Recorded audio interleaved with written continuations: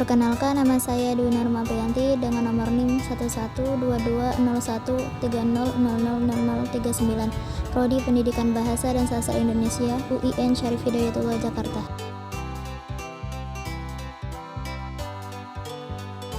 Video ini membahas tentang kesulitan dalam belajar, lupa, dan kejenuhan belajar pada anak SMP. Selamat menyaksikan.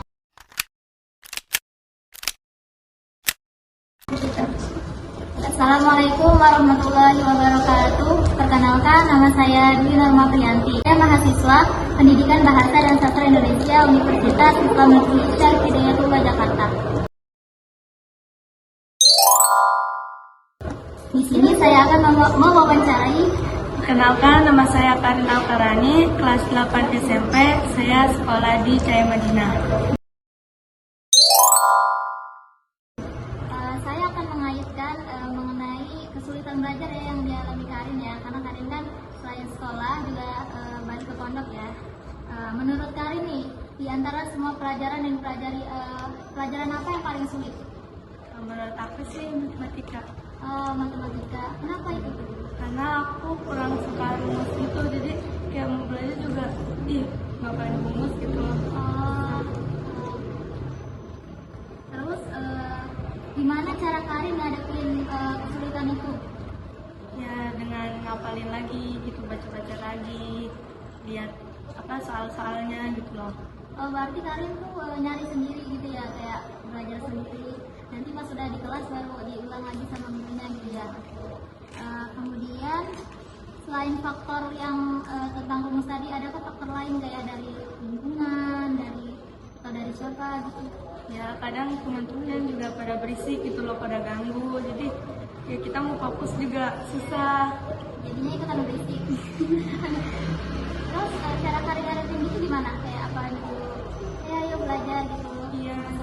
Iya, kadang aku suka nyuruh diem gitu loh, jangan berisik dan belajar fokus gitu. Keren ya. Kemudian apa tuh strategi Karin yang Karin gunakan untuk mengatasi kendala tersebut? Kendala kayak rumus, kayak dari teman, itu gimana cara Karin ngadepinnya? Ya kalau dari rumus aku lebih kayak cari tahu lebih dalam lagi, terus kayak baca-baca lagi gitu loh. Kalau dari teman itu tetap kayak ngajak belajar bareng gitu ya. Terus Karin kan tinggal di pondok nih. Nah, gimana cara Karin bagi waktu? Kan ada ngajinya, acara lainnya, terus sekolahnya. Gimana tuh cara Karin bagi waktunya? Ya kadang kalau misalnya kayak lagi istirahat atau sebelum tidur gitu, aku suka kayak belajar dulu, ngapalin dulu. Terus kalau ngaji itu gimana? Kalau ngaji kalau aku waktunya ngaji ya ngaji gitu loh. Tapi kalau misalnya ada waktu kosong, aku pakai buat kayak belajar.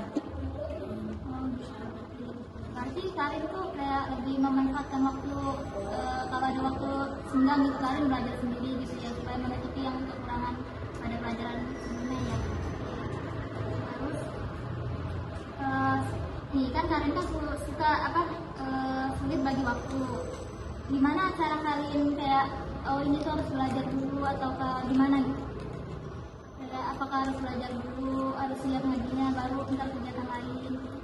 Ya aku juga kadang kalau lagi belajar tuh suka nggak fokus, kayak hafalan juga belum siap gitu loh. Belum lagi waktu-waktu lainnya gitu yang harus aku siapin. Itu kalau hafalan Karin gimana caranya? Kayak apa, harus siang atau malam apa? Ya. Kadang aku nyiapinnya kayak pas lagi malam gitu. Jadi lagi ngaji malam aku siapin sekarang.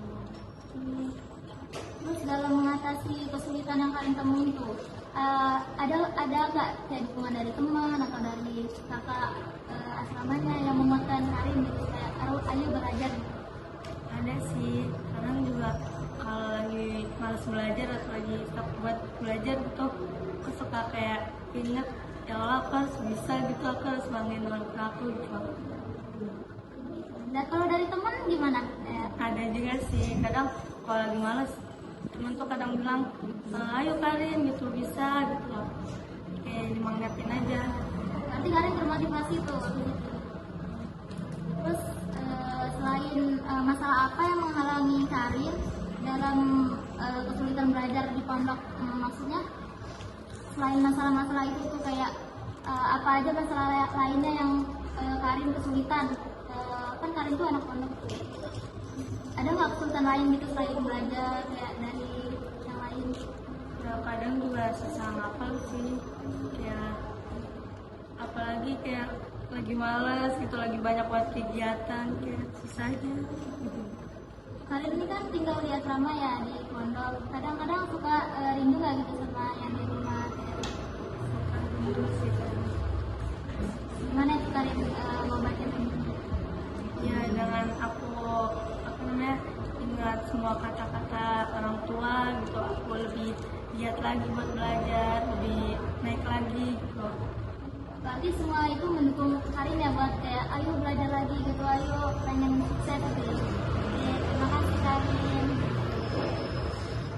Sekian yang dapat saya sampaikan. Wassalamualaikum warahmatullahi wabarakatuh. Nah, berdasarkan video tersebut, Karin ini mengalami kesulitan ketika harus mempelajari matematika. Karena menurut Karin, matematika itu mempunyai banyak sekali rumus yang harus dia hafalkan, sehingga dia sering merasa lupa ketika harus menyelesaikan tugas yang diberikan oleh gurunya tersebut, sehingga menyebabkan Karin itu merasa bosan dan jenuh untuk mempelajari matematika tersebut.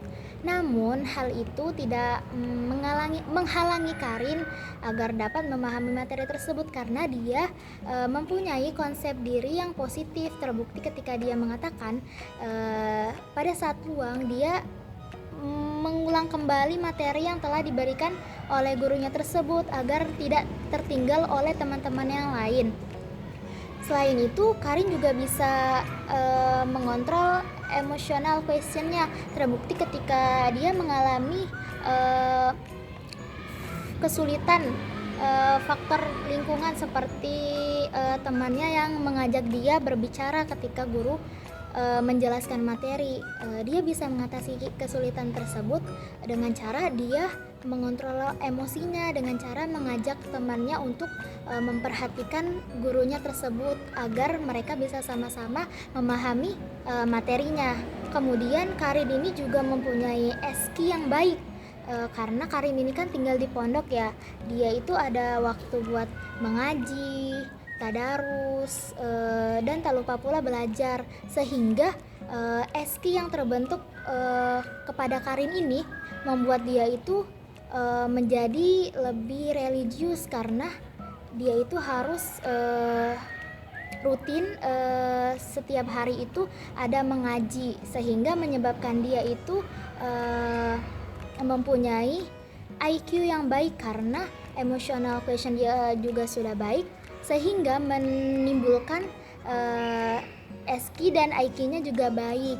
Selain itu dia juga mendapatkan support dari teman-temannya dan juga dari pribadi dia sendiri, dari teman-temannya itu seperti saling menyemangati ketika dia merasa jenuh, ketika dia merasa bosan.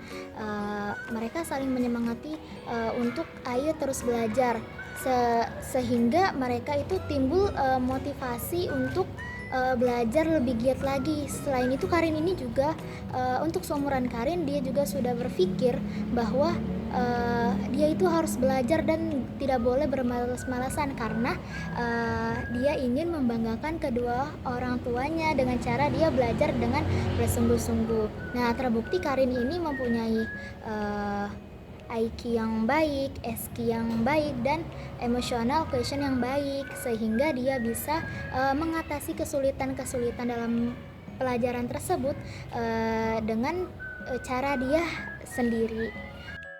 Kesulitan belajar yang terjadi pada anak menyebabkan anak itu merasa bosan dan jenuh, sehingga dapat menyebabkan menurunnya prestasi belajar pada anak. Namun hal itu dapat diatasi dengan cara seorang tenaga pendidik harus mengidentifikasi terlebih dahulu masalah apa yang menyebabkan anak kesulitan dalam belajar. Kemudian langkah selanjutnya, seorang pendidik itu harus mengetahui tipologi belajar pada anak, karena setiap anak itu mempunyai tipologi belajar yang berbeda-beda.